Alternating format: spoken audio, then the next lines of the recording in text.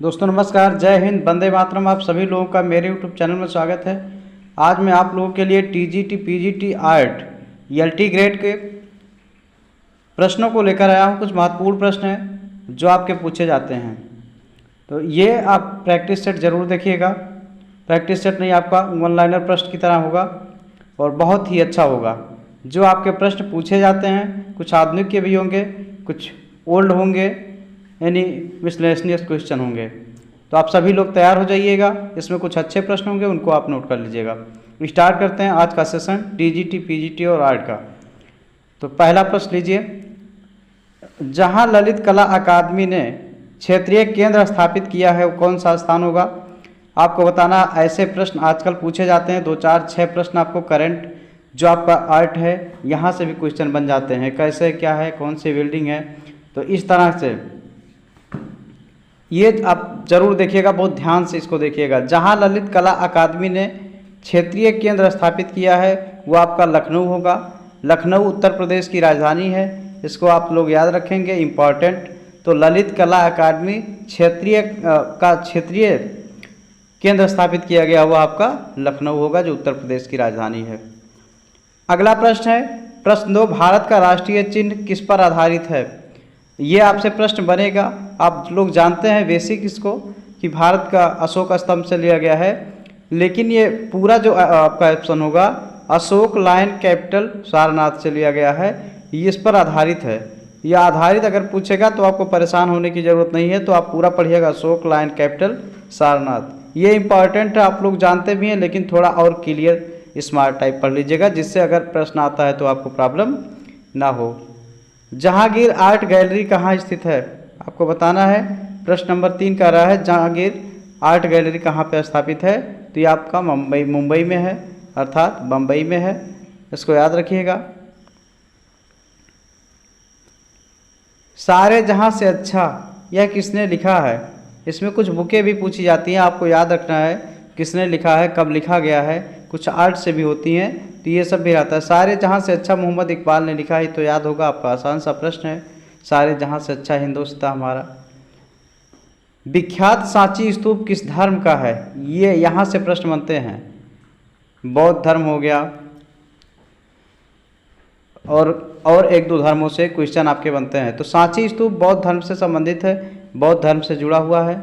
उत्तर आप लगाएंगे। प्रश्न नंबर 6, प्रागैतिहासिक चित्रों का क्षेत्र भीमबेटका किस प्रदेश में स्थित है? ये बहुत इंपॉर्टेंट है।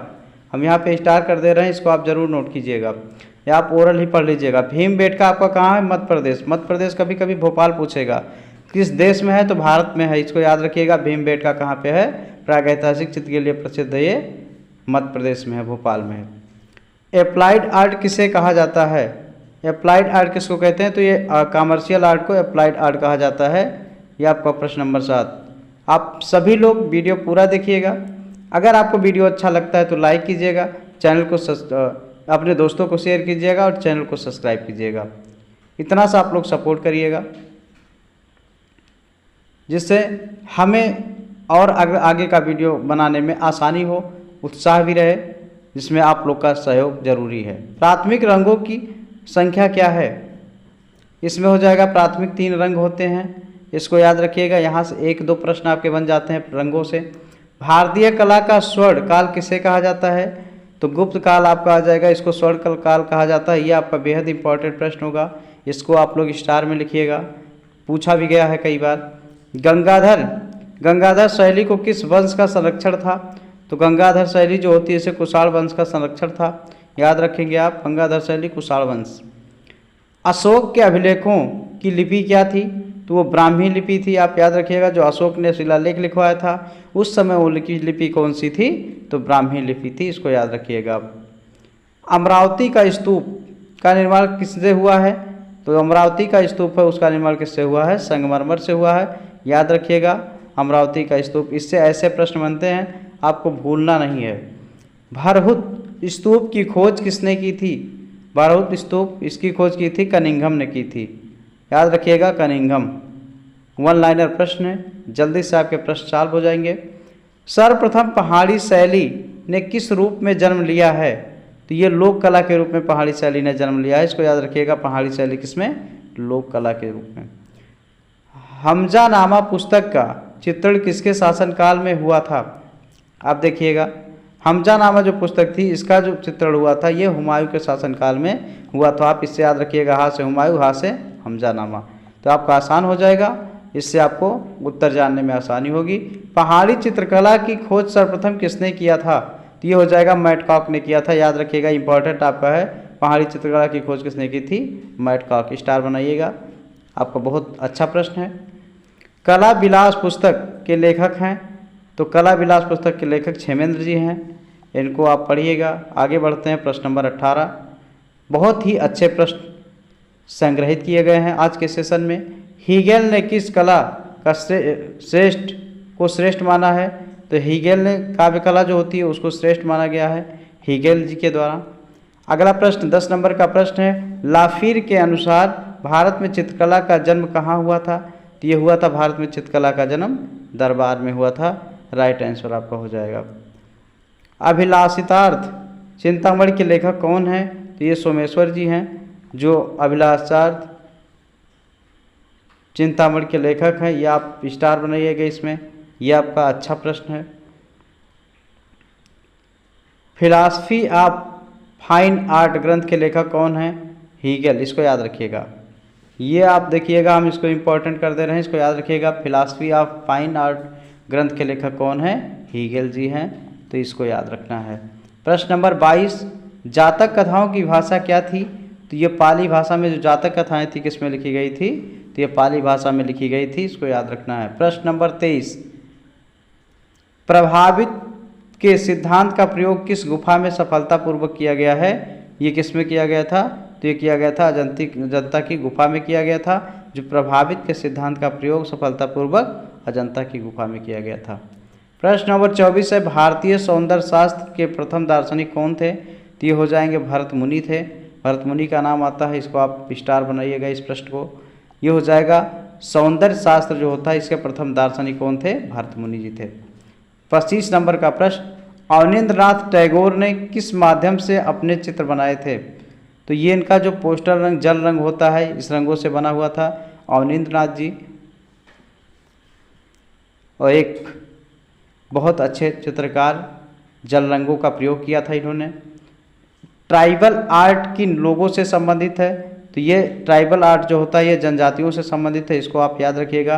ये ट्राइबल शब्द किससे होता है? जनजातियों से संबंधित होता है।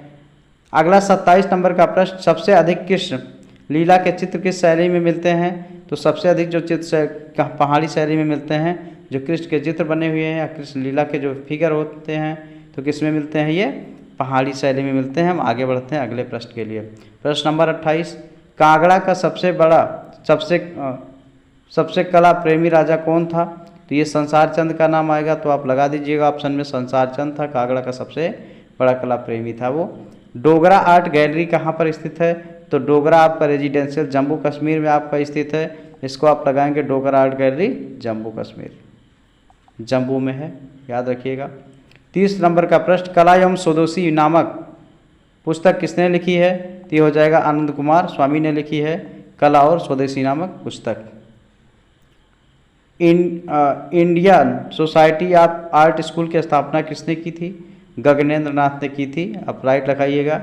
ये Indian society of art school की स्थापना किसने की थी? तो गगनेंद्र नाथ जी ने की थी। इम्पॉर्टेंट प्रश्न आपका ये है 31 नंबर का। द बंगाल पट नामक पुस्तक किसने लिखी है? तो ये ईवी हैवेल ने लिखी है। किसने लिखी है? ईवी हैवेल, द बंगाल पट नामक पुस्तक। आगे बढ़ते हैं, प्रश्न नंबर 33 आपके सामने लेकर आ रहे हैं। मीर सैयद अली किसके दरबार का मुख्य चित्रकार था? तो इसको आप लिखिएगा इम्पोर्टेंट प्रश्नों में। मीर सैयद अली जो होता है अकबर का दरबारी चित्रकार था। किसका था? अकबर का दरबारी चित्रकार था। रूपम नामक प्रसिद्ध कला पत्रिका का प्रकाशन कब हुआ था? ये 1919 में हुआ था। तो जो रूपम नामक प्रसिद्ध कला पत्रिका थी इसका प्रकाशन 1919 में हुआ था। अवनींद्रनाथ से गजेंद्र नाथ का क्या संबंध था? ये दोनों भाई थे, तो छोटे भाई थे, आप याद रखिएगा। कलकत्ता से बिलोंग करते, बंगाल से, तो ये इनके छोटे भाई थे। श्रम की विजय किसकी कृति है? ये डीपी राय चौधरी की कृति है। श्रम की विजय, डीपी राय चौधरी। यहाँ से कुछ पुस्तकों से प्रश्न आते हैं तो आपको पुस्तकों को लर्न रखना है।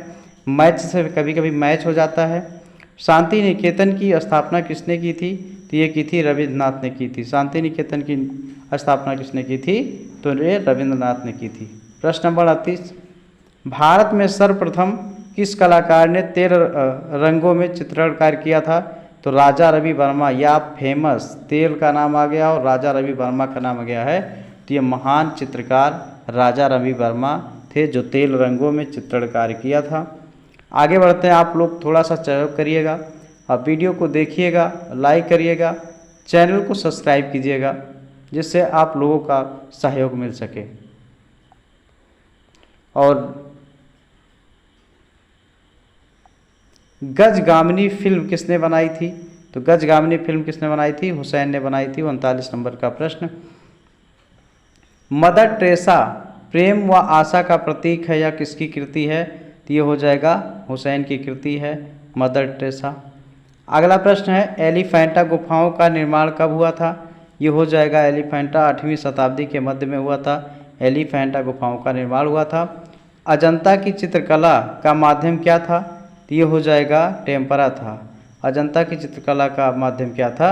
तो ये टेम्परा हो जाएगा, टेम्परा माध्यम था। अजंता की वह कौन सी गुफाएं हैं जिनमें चित्र मिलते हैं? तो ये हो जाएगा गुफा संख्या कौन कौन सी है? 1, 2, 9, 10, 16 और 17। किसमें मिलते हैं? 1, 2, 9, 10 और गुफा संख्या क्या है अजंता की? 1, 2, 9, 10, 16 और 17। इंपॉर्टेंट है, इसको याद रखिएगा, इसमें चित्र मिलते हैं। प्रश्न नंबर 44, बादामी गुफाओं में कुल कितनी गुफाएं हैं? तो बादामी गुफाओं में कुल कितनी गुफाएं हैं? 4 गुफाएं हैं, 4 गुफाएं हैं बादामी गुफा में। याद रखिएगा, सब इंपॉर्टेंट प्रश्न हैं, पूछे गए प्रश्न हैं। सित्तनवासल की गुफा की खोज किस सन में हुई थी? तो सित्तनवासल का संबंध 1934 से है। आप लगाएंगे 1934 हो जाएगा। ये भी आपका बेहतरीन प्रश्न है। तो 45 प्रश्न थे आज के प्रैक्टिस सेट में, जिसको आपको पूरा करवा दिए हैं। वर्ल्ड नॉलेज से संबंधित प्रश्न हैं। आप सभी लोग वीडियो को पूरा देखिएगा और लाइक कीजिएगा, चैनल को सब्सक्राइब कीजिएगा। धन्यवाद।